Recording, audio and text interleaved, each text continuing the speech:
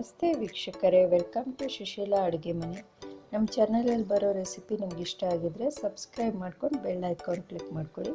ಇವತ್ತಿನ ರೆಸಿಪಿ ಬಂದು mushroom dry. First stove on ಮಾಡಿ ಬಾಣಲಿ ಇಟ್ಟಿದ್ದೀನಿ.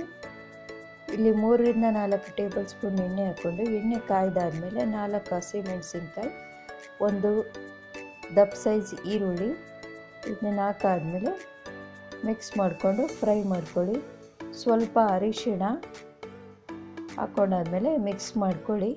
ಇಲ್ಲಿ ನಾನು 2 ಪ್ಯಾಕೆಟು ಮಶ್ರೂಮ್ ತಗೊಂಡಿದ್ದೀನಿ, ಅದನ್ನು ಹಾಕ್ಕೊಂಡು ಮಿಕ್ಸ್ ಮಾಡ್ಕೋತಾ ಇದ್ದೀನಿ ಚೆನ್ನಾಗಿ. ನೆಕ್ಸ್ಟು ಶುಂಠಿ ಬೆಳ್ಳುಳ್ಳಿ ಪೇಸ್ಟು 1 ಟೀ ಸ್ಪೂನು ಹಾಕ್ಕೊಳ್ಳಿ.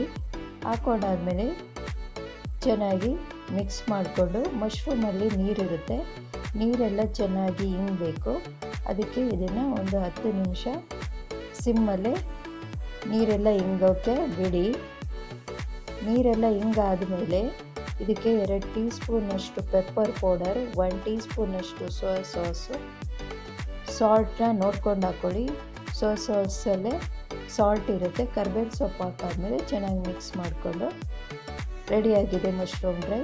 ಈ ರೆಸಿಪಿ ನಿಮಗೆ ಇಷ್ಟ ಆಗಿದರೆ ಲೈಕ್ ಮಾಡಿ, ಶೇರ್ ಮಾಡಿ ಮತ್ತು ಚಾನಲ್ನ ಸಬ್ಸ್ಕ್ರೈಬ್ ಮಾಡ್ಕೊಳ್ಳಿ. Thank you.